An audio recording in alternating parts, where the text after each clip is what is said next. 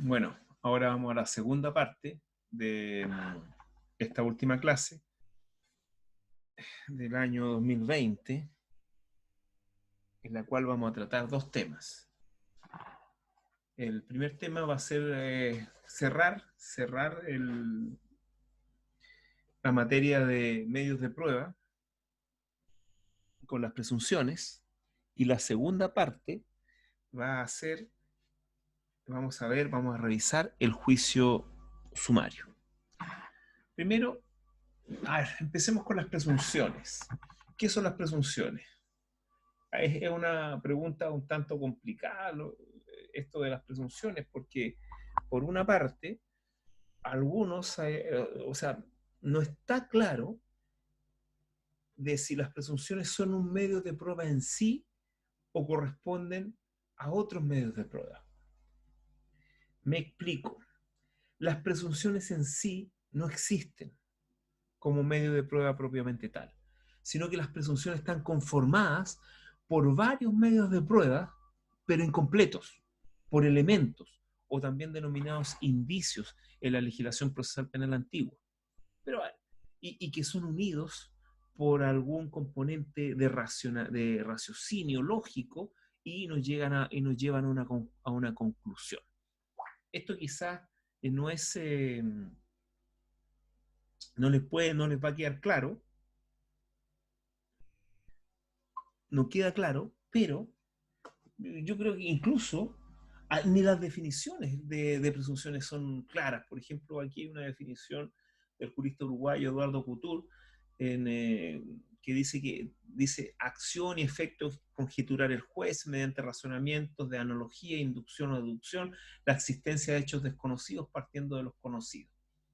Eso parece bastante árido, como son en general las definiciones. Por otra parte, el mismo Código Civil define a las, eh, a las presunciones en el artículo 47, inciso primero y segundo, donde indica se dice presumirse el hecho que se deduce cierto antecedente o circunstancias conocidas. Si estos antecedentes o circunstancias que dan motivo a la presunción son determinados por la ley, la presunción se llama legal. Si el razonamiento lo hace el juez, será judicial, etc. Entonces, ¿qué es lo que es una presunción? Bueno, aquí también yo les digo que los alumnos se equivocan en esto de las presunciones porque también la doctrina no está muy clara.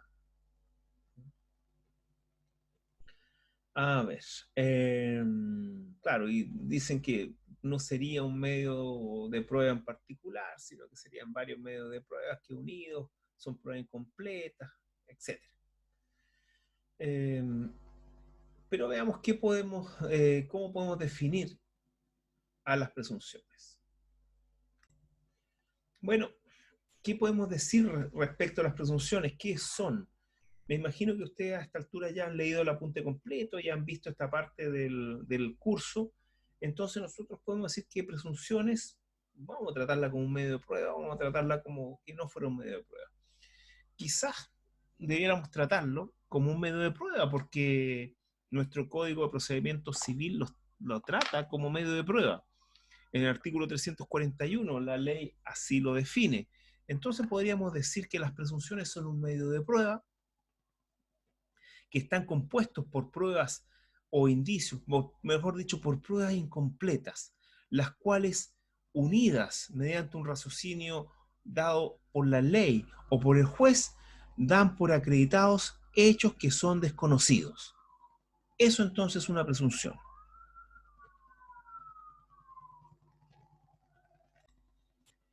Vamos entonces a la clasificación de presunciones. Miren, la clasificación más importante son las que dividen a las presunciones en presunciones legales y judiciales.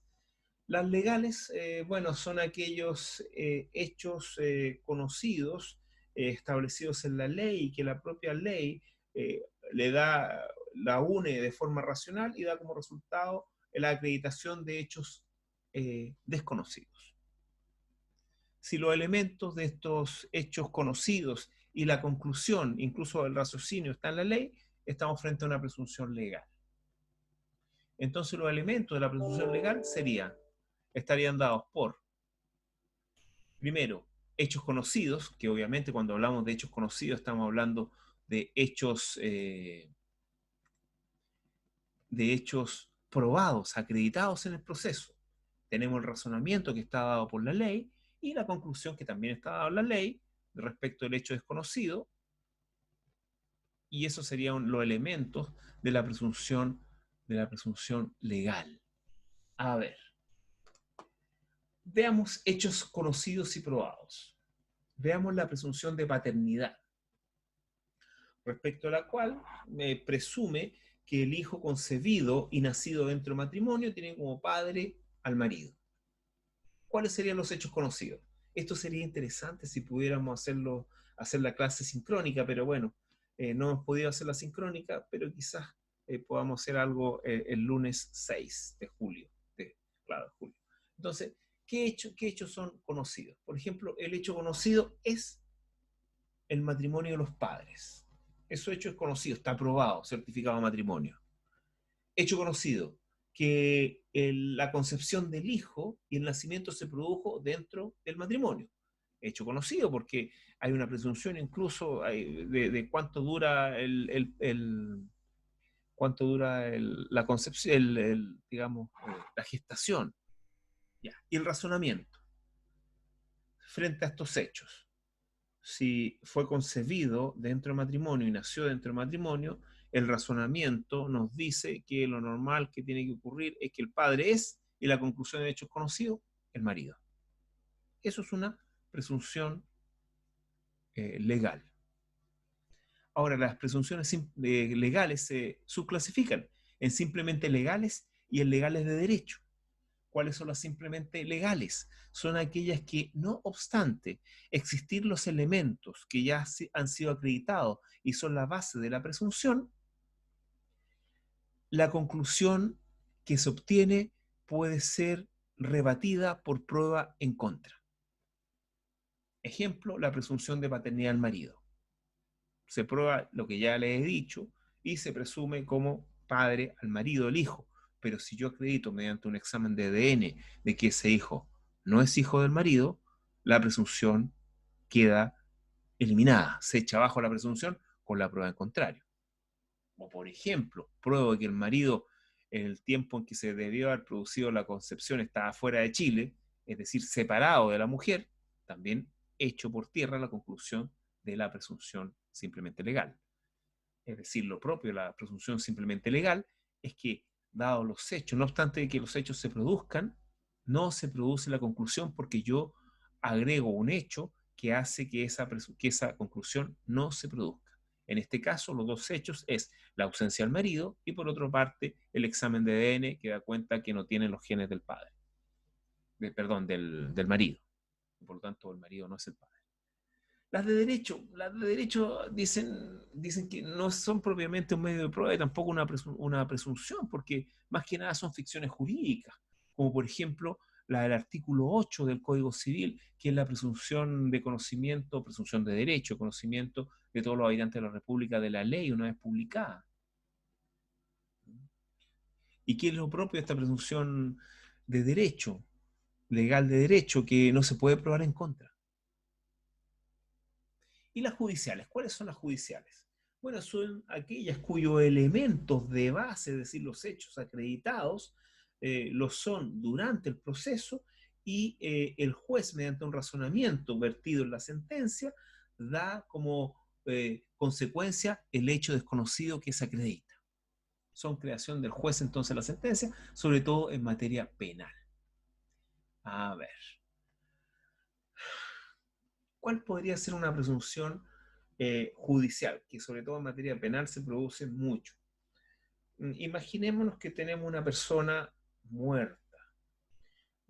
muerta que obviamente ha sido en este caso asesinada, ha habido un homicidio porque la persona no murió de causas naturales, sino que la persona se encuentra muerta en un lugar, en una habitación, en una casa, donde en dicha casa, pero en otra habitación, hay 5 personas.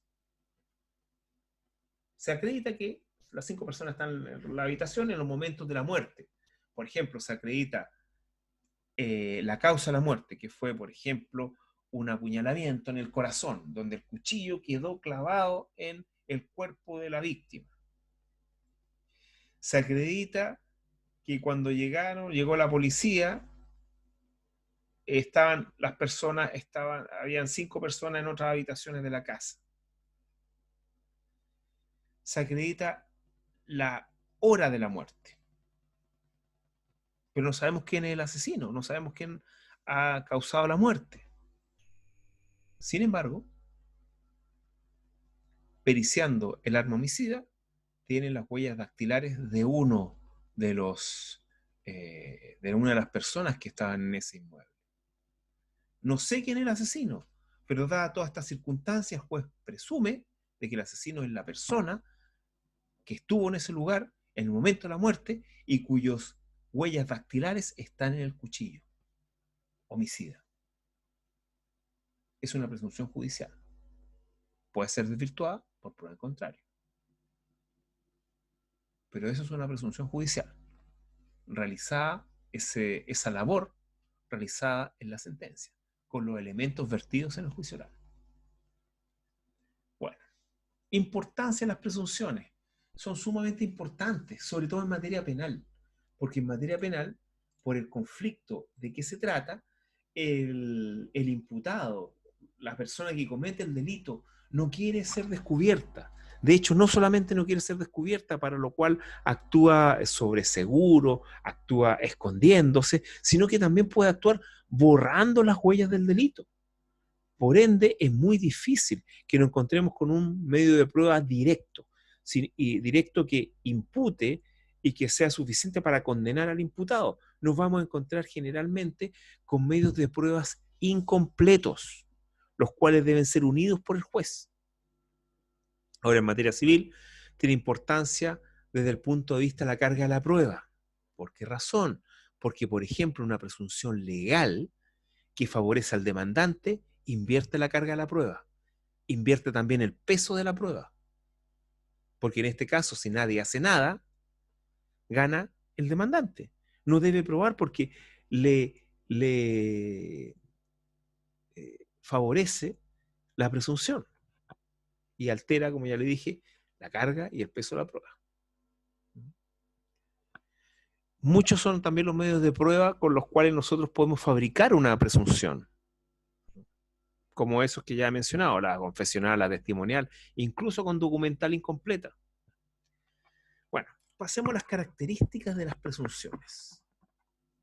Primero, la reglamentación. Las presunciones están reglamentadas en la ley. Artículo 47, 1712 del Código Civil y 426 del Código de Procedimiento Civil, sobre todo referida a las presunciones judiciales.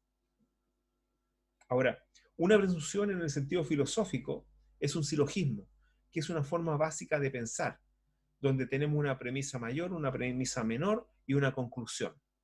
Que eso ya lo explicamos a propósito de las leyes de la lógica. En cuanto a los requisitos, también están reglamentados en la ley, y si son legales, los 3 elementos están en la ley, y si es judicial, los elementos están también, la valoración está en la ley, pero la construcción debe ser hecha por el juez. La construcción no es hecha por la ley, sino que es hecha por el juez. Los parámetros por los cuales tiene que fijarse el juez para construir la presunción judicial están en la ley, pero el juez debe construirla en la sentencia definitiva. Elementos de la presunción judicial, es decir, la valoración. Es lo que estamos viendo en el artículo 426 del Código de Procedimiento Civil. Estos elementos son los elementos que son necesarios para acreditar un hecho mediante una presunción. Primero, una presunción judicial debe ser grave. Ya habíamos hablado respecto de la confesional que una presunción grave es aquella confesión que se rinde en otro juicio, pero entre las mismas partes del juicio en donde va a surtir su efecto. Bueno, y que sean graves significa que de los antecedentes en que se funda la presunción, los hechos conocidos, se da una fuerte probabilidad de verdad.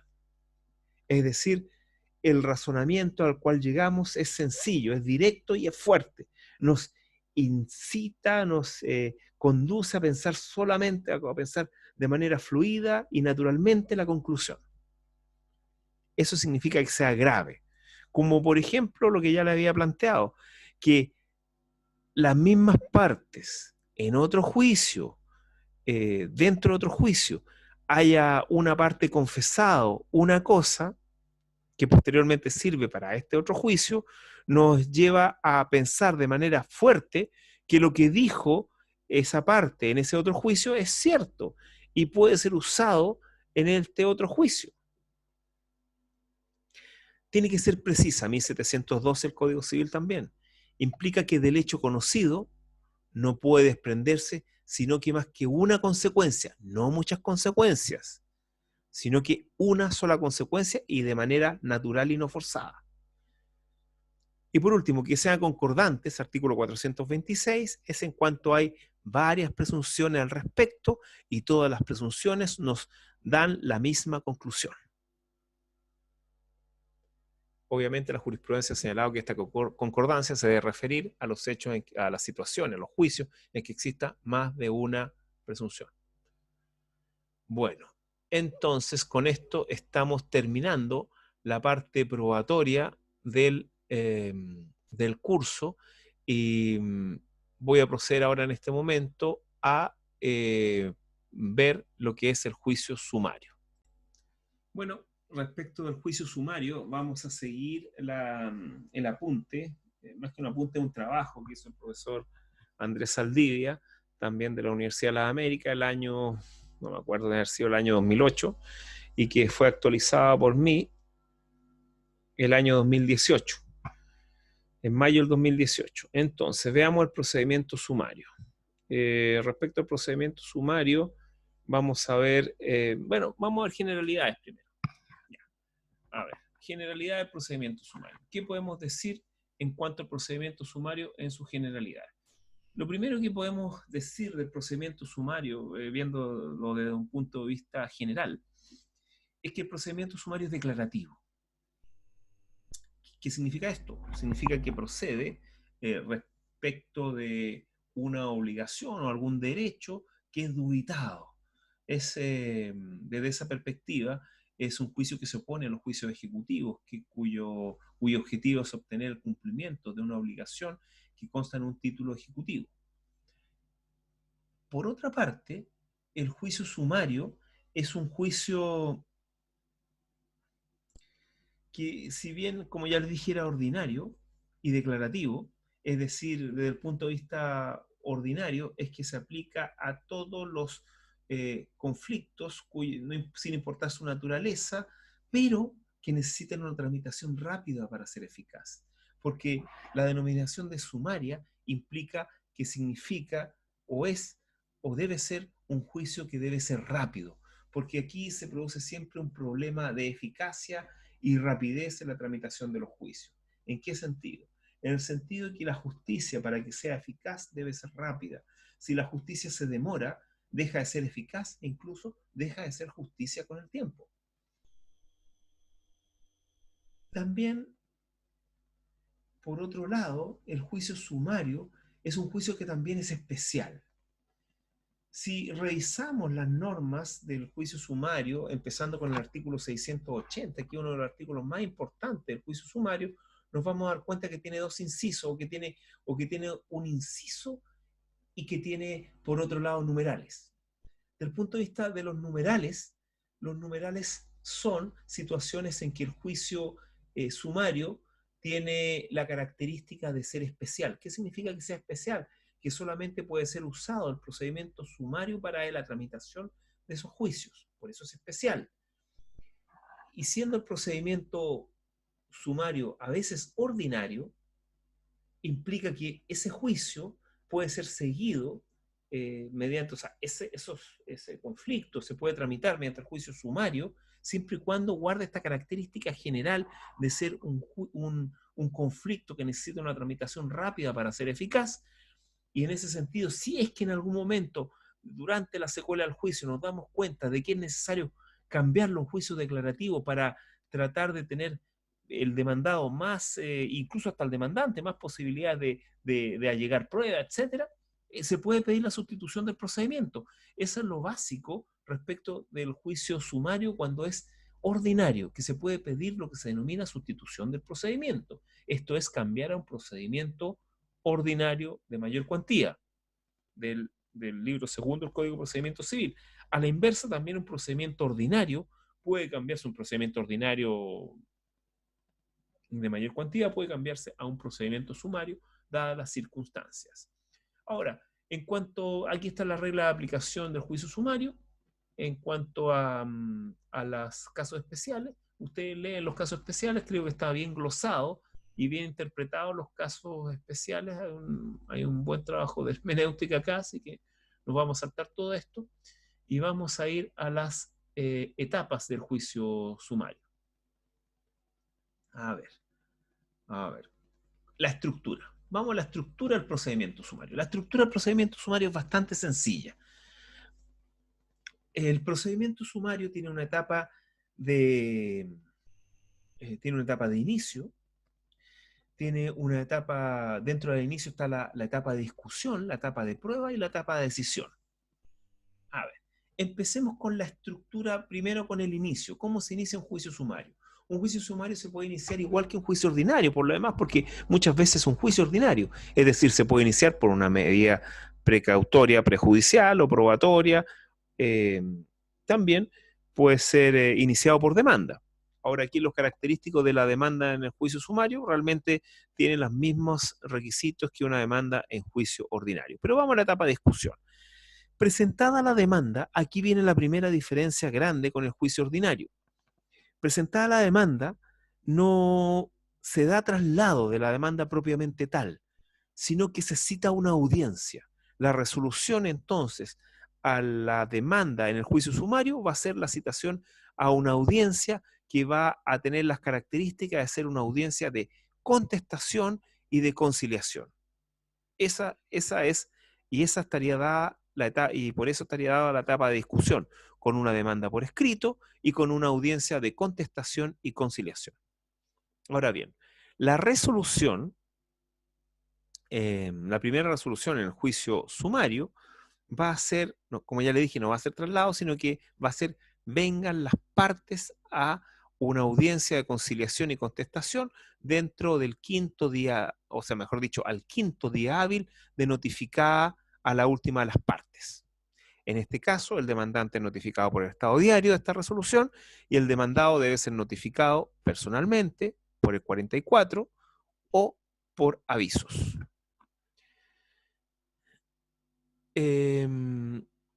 Una vez notificada la demanda y la resolución al demandado, generalmente en el quinto día se hace la audiencia esa audiencia que corresponde a la etapa de discusión, en donde la contestación se hace de manera verbal, porque hay que indicar que el juicio sumario es verbal, pero por el problema de la escrituración que existe en los procedimientos ordinarios, es necesario, incluso ahora también con la tramitación electrónica, es necesario que todo conste por escrito, incluso las actuaciones verbales.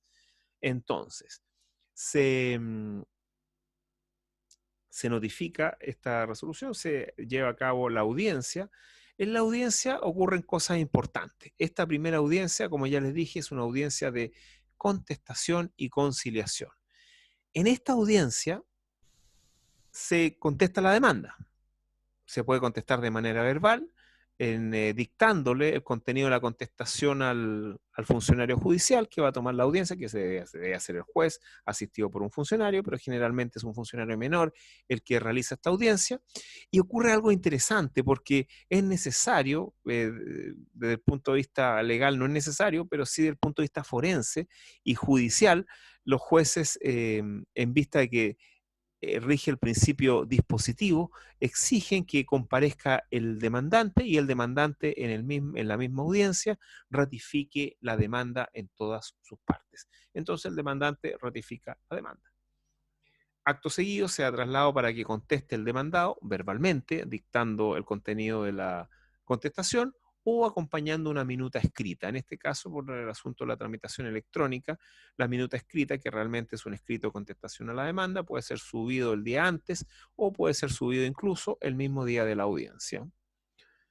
Una vez contestada la demanda, se procede al llamado a conciliación, que en general es un trámite actualmente por la saturación de los juzgados civiles, un tanto vacío, en el cual se le pregunta a las partes si han conversado y obviamente no han conversado, así que se evacúa ese trámite de la conciliación sin resultado.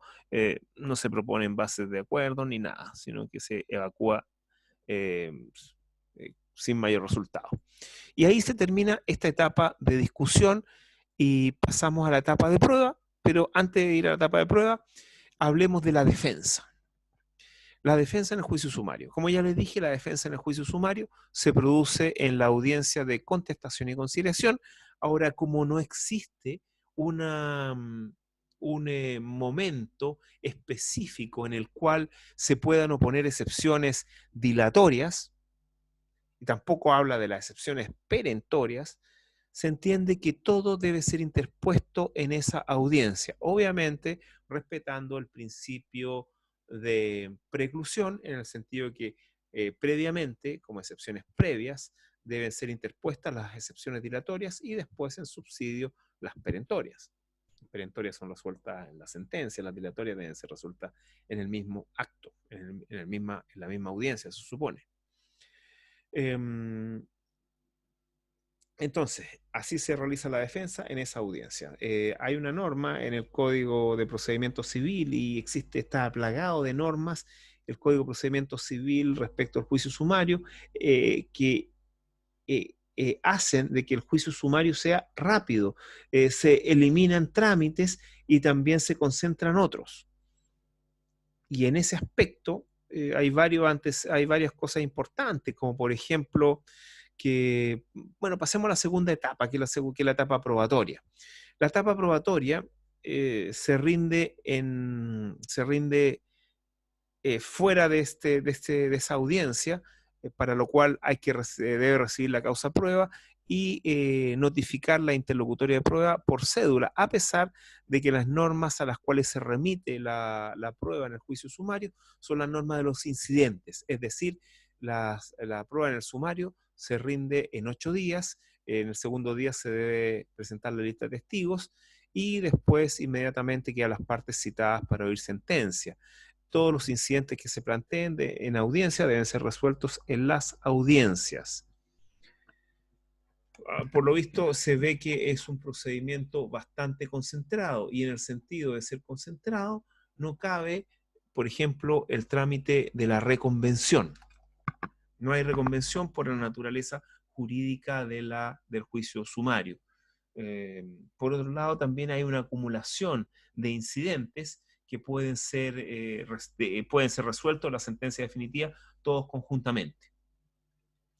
¿Qué más podemos decir del juicio sumario?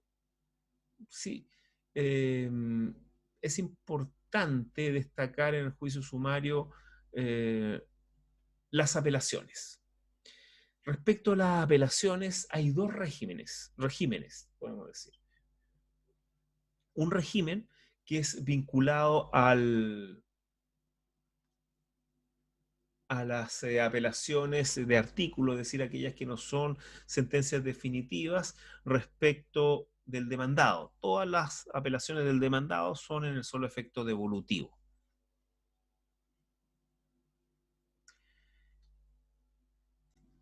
Y hay un aspecto importante a destacar respecto de la apelación, aparte de lo visto, que se encuentra en el artículo 691 del Código de Procedimiento Civil, es que todas las apelaciones que se promuevan, que se presenten en el juicio sumario, son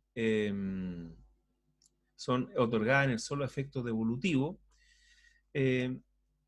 incluso hasta o sea, son otorgadas en ambos efectos, las que no son presentadas por el demandado, pero el artículo 691 da una posibilidad de que el juez controle los efectos de la apelación, en el sentido, tratándose la apelación de la sentencia definitiva, que es lo importante. La apelación respecto a la sentencia definitiva se concede en ambos efectos, salvo que, y lo mismo respecto a la sustitución de procedimiento, salvo que por otorgarse en ambos efectos se tiendan a eludir sus efectos, los efectos de la sentencia. Entonces, tenemos que, respecto a la sentencia definitiva, el juez tiene la posibilidad de limitar el efecto suspensivo, es decir, no conceder el efecto suspensivo, esto es, que se cumpla el fallo, no obstante estar pendiente de la apelación, cuando mediante la apelación, con este efecto suspensivo, se tienda a eludir los resultados de la misma.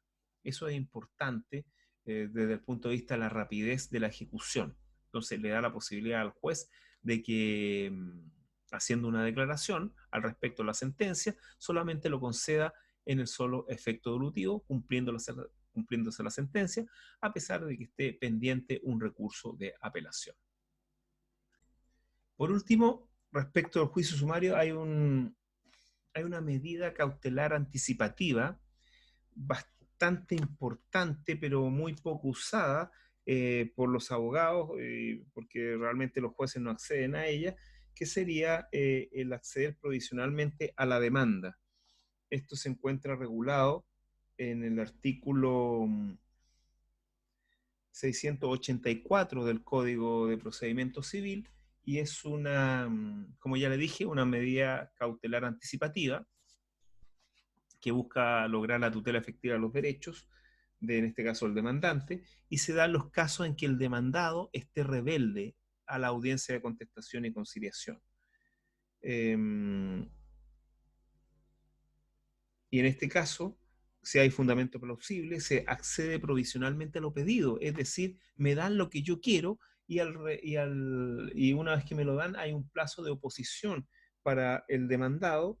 En 5 días puede oponerse, pero en cierta medida me dan lo que yo pido si es que el demandado está en rebeldía en esta audiencia de contestación y conciliación siempre que haya fundamento plausible. Y esto es una medida cautelar anticipativa, como los alimentos provisorios en materia de familia. Espero que le haya quedado claro, solamente les di algunos rudimentos, algunos aspectos del juicio sumario, del procedimiento sumario, las características más esenciales que un procedimiento ordinario, declarativo y también concentrado, cuyo objetivo es lograr la tutela efectiva de los derechos de manera rápida. Cualquier cosa lo podemos revisar en la sesión Zoom que vamos a tener el lunes 6 de julio del presente a las 7 de la tarde. Espero que haya quedado claro. Si no queda claro, se pueden comunicar conmigo, ya sea a mi correo electrónico que tengo ya señalado en el canal. Hasta luego.